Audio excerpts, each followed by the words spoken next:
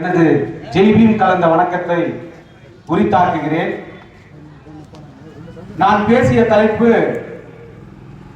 அண்ணல் அம்பேத்கரும் இந்திய அரசியலமைப்பு சட்டமும் என்கின்ற தலைப்பில் போன வருடம் நான் உரையாற்றினேன்.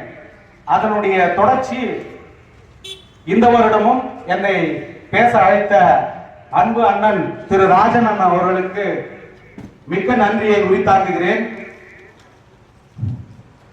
தற்பொழுது நான் பேச இருக்கிற தலைப்பு அண்ணல் அம்பேத்கரும் அரசியலமைப்பு சட்டமும். சட்டம்னா முதல்ல என்ன அப்படின்றத பார்க்க போறோம். சட்டம்னா இங்கிலீஷ்ல சொல்லணும்னா செட் ஆஃப் ரூல்ஸ், அதாவது சமூகத்துல நடக்கிற ஒழுங்கின்மைன்னு இருக்கு. அந்த ஒழுங்கின்மையை இன்டீசன்சி அதை கட்டுப்படுத்துறதுக்கு மற்றும் அதை ஒழுங்குபடுத்துறதுக்கு அதுக்கு தண்டனை கொடுக்குறாங்க. அதாவது பீனல் ப்ரொவிஷன்ஸ் சொல்லுவாங்க. அதாவது இந்திய தண்டனை சட்டத்துல சொல்லுவாங்க penal provisions by court of law. அதாவது நீதிமன்றத்தின் மூலமா நம்ம ஒரு தப்பு செஞ்சா அதற்கு ஏற்ற தண்டனையை கொடுக்கிறது தான் சட்டம். அதுக்கு அடுத்தா போல அரசியலமைப்பு எப்படி இருக்கு? அரசியலமைப்பு அதன் கீழே இந்திய அரசியலமைப்பின் கீழே யூனியன் கவர்மெண்ட், அதாவது மத்திய அரசின் கீழே யார் இருக்கிறாரு? பிரதமர் இருக்கிறாரு, குடியரசுத் தலைவர் இருக்கிறாரு, இந்த நாட்டின் முதல் குடிமகன். அதுக்கு அடுத்தாற் போல பிரதமர் கீழே கவுன்சில்ஸ் ஆஃப் மினிஸ்டர், அமைச்சர்கள், பிரசிடென்ட் கீழே கவர்னர் இருக்கிறார், மாநிலத்தின் கவர்னர். அடுத்தாற் போல அதாவது பைகேமரல் லெஜிஸ்லேச்சர்ஸ் சொல்லுவாங்க. இரு அவை, மக்களவை, மாநிலங்களவை, லோக்சபா, ராஜ்யசபா. லோக்சபா, ராஜ்யசபா. இப்ப இந்த பைகேமரல் லெஜிஸ்லேச்சர்ஸ் இருக்கு. இதுல சட்டத்தை ஏற்றி அமல்படுற வேலையை செய்வாங்க.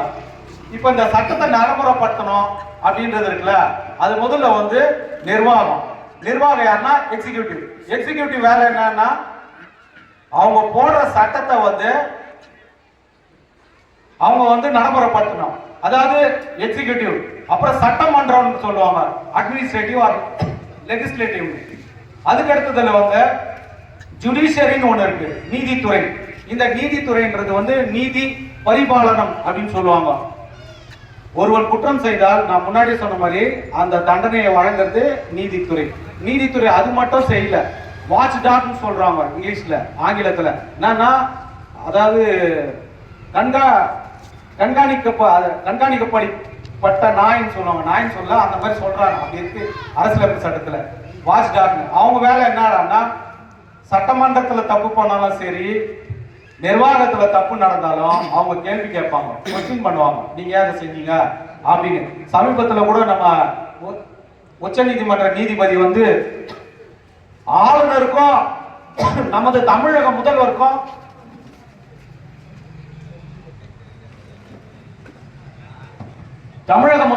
ஒரு காரசாரமான கருத்து மோதல். அந்த நேரத்தில் ஆளுநர் ஏன் மசோதாக்களை டிலே பண்றாரு, தாமதப்படுத்துறாரு? உன்னுடைய ரூல்னா ஆளுநர் அவருக்கு என்ன வேலை செய்யணும்னா இஸ் நாட் அப்சல்யூட் பவர். அவர் ஹெட் ஆஃப் த ஸ்டேட், அரசாங்கத்தின் தலைவர். அரசின் தலைவர் யாருன்னா நமது தமிழகத்தின் முதல்வர். அப்போ கோப்புகளை தயாரிச்சு அவங்க போடுறாங்கன்னா சட்டத்தை நீ அதுக்கு அந்த கையெழுத்து போட்டு அந்த சீல் போடணும். அதுதானே ஆளுநர் வேலை. ஆளுநருடைய வேலை. லிமிட்டட் பவர்ஸ் கொடுத்துருக்காங்க அரசியலமைப்பு சட்டத்துல. பாசாஹிப் அம்பேத்கர் அவர் என்ன சொல்றாருன்னா, governor is not absolute power, is not to act advise as a party. அதாவது கட்சிக்காரங்க மாதிரி நீ வேலை செய்யக்கூடாது, உன்னுடைய வேலைன்னா உனக்கு குறைந்த அதிகாரம் கொடுத்துருவாங்க, அதை தான் செய்யணும் அப்படின்றத உச்ச நீதிமன்றம் என்ன பண்றாங்க, இப்ப மேற்கோள் காட்டியிருக்காங்க. என்னன்னு, ஆளுநர் கட்சிக்காரங்க மாதிரி செய்யக்கூடாது. எந்த மசோதா அவங்க கொடுத்தாங்கன்னா அந்த மசோதாக்கு குறித்த சில வேலைகளை கையெழுத்து போட்டு அனுப்பணும். இதுதான் ஆளுநர். Bill becomes act. அது எப்போ ஆகுதுன்னா ஒரு ஆளுநர் கையெழுத்து போட்ட பிறகுதான் அந்த ஆக்ட் வந்து பாஸ் ஆகி அது வந்து சட்டமாகும் இப்படி சொல்லப்படுது.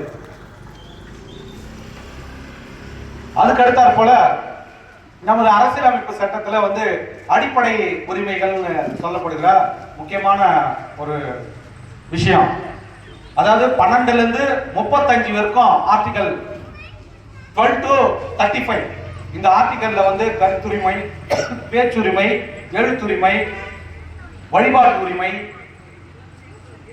சுரண்டலுக்கு எதிரான உரிமை, அரசியலமைப்பு தீர்வு காணும் உரிமை, ரொம்ப முக்கியமான உரிமை இதுதான். பாபாசாஹிப் அம்பேத்கர் என்ன சொல்றாரு, ஆர்டிகல் 32 சொல்றாரு சரத் 32ல, சோல் ஆஃப் த கான்ஸ்டிடியூஷன், அரசியலமைப்பின் ஆன்மான்றது வந்து எதிரானா ஒரு சாமானியனுக்கு பிரச்சனை ஏற்பட்டா நம்ம போய் போறோம் பாருங்க, ஆட்கொணர்வு மனு, writ of habeas corpus, writ of mandamus, இந்த ஏபிஎஸ் கார்பஸ், இந்த மாதிரி பெட்டிஷன்லாம் வந்து போடுறோம்னா நமக்கு இந்த உரிமைகள்லாம் இந்த சாமானியனுக்கும் போய் நீதிமன்றத்தை அணுகணும்னு இதுக்கு தீர்வு காண பாபாசாஹிப் வந்து அரசியலமைப்பு சட்டம் மூலமா 32 வந்து ரொம்ப வலியுறுத்தி ரொம்ப அது மேல ரொம்ப ஒரு எப்படி சொல்ற விருப்பமா சொல்றாரு. அதாவது இதுதான் ஆன்மா, முக்கியமானது இது. ஏன்னா ஒரு பாதிக்கப்பட்ட அக்ரிவ்ட் பர்சன் வந்து அவன் பணம் இல்லாத இருப்பான், ரொம்ப கஷ்டப்படுவான், அவன் சார்பா கூட யாருன்னா போய் அந்த ஏபிஎஸ் கார்பஸ் வந்து போட்டு நம்ம வந்து ஃபைல் பண்ணலாம். இங்க ஹைகோர்ட்ல போனோம்னா 226 நம்ம சென்னை உயர் நீதிமன்றத்துல, அதே நம்ம சுப்ரீம் கோர்ட்ல ஃபைல் பண்ணோம்னா அதை வந்து 32 சொல்றாரு பாபாசாஹிப். அதனால